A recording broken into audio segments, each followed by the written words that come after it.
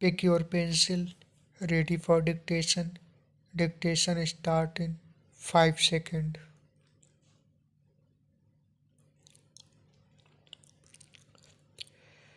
Doctor Bhimrao Ambedkar की जन्मस्थली महू में रैली करने जा रही कांग्रेस ने जिस तरह एक बार फिर इस पर जोर दिया कि संविधान पर हमला किया जा रहा है और महात्मा गांधी का अपमान किया जा रहा है, उससे यही विचार शून्यता ही प्रकट होती है।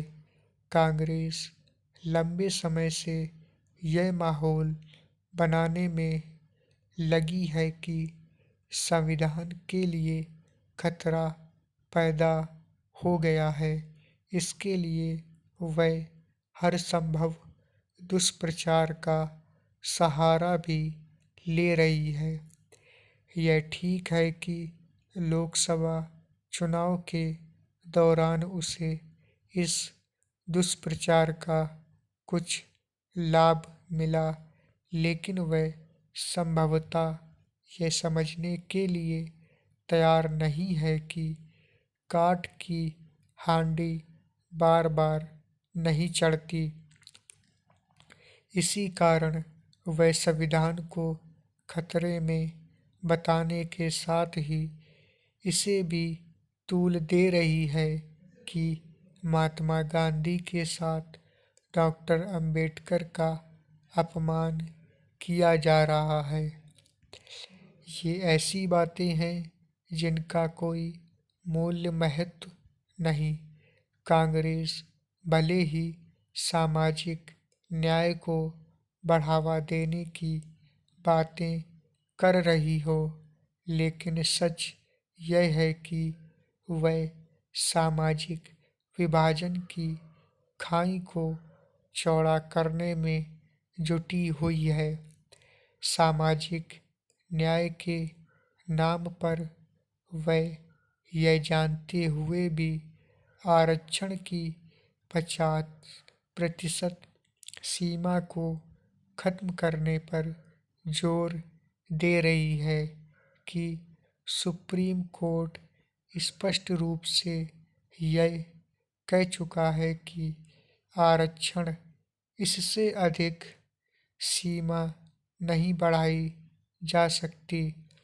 सामाजिक न्याय के बहाने कांग्रेस जातिगत जनगणना की मांग भी करने में लगी हुई है, लेकिन इस मांग के पीछे उसका उद्देश्य जाति वैमनस्य को बढ़ाना ही है और इसकी पुष्टि उसके नेताओं और विशेष रूप से राहुल गांधी के ऐसे बयानों से होती है कि अमुक अमुक जाति के लोगों को दबाया जा रहा है और यह कुछ नहीं, समाज को जानबूझकर बांटने की घातक चेष्टा है।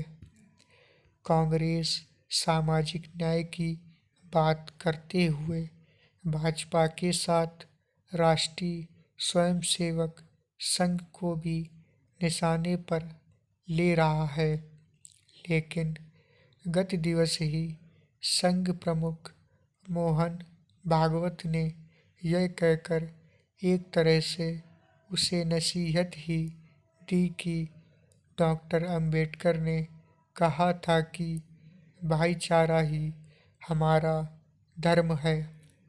उन्होंने यह भी कहा कि विविधता हमारे जीवन का एक स्वाभाविक अंग है, लेकिन सभी को एक दूसरे से अच्छा व्यवहार करते हुए सामंजस्यपूर्ण जीवन जीना चाहिए। इसकी अनदेखी नहीं की जानी चाहिए कि कांग्रेस भारतीय समाज की विविधता को ही वोट बैंक की सस्ती राजनीति के चलते गलत तरीके से व्याख्यायित करने में लगी हुई है। यदि कांग्रेस के रणनीतिकार यह समझ रहे हैं कि वे संविधान के संदर्भ में भय का भूत खड़ा करना और भाजपा एवं संघ के नेताओं के बयानों को तोड़ मरोड़ कर पेश करने से देश की जनता को बरगलाने में समर्थ हो जाएंगे, तो ऐसा होने वाला नहीं है। उल्टे इस क्रम में कांग्रेस की विश्वसनीयता और अधिक गिर सकती है। Thank you.